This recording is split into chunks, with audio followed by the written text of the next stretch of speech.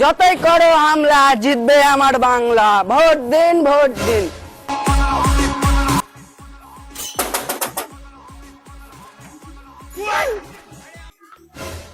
দাদা ভাই, ভোটটা কিন্তু আমাকেই দেবেন, ঠিক আছে?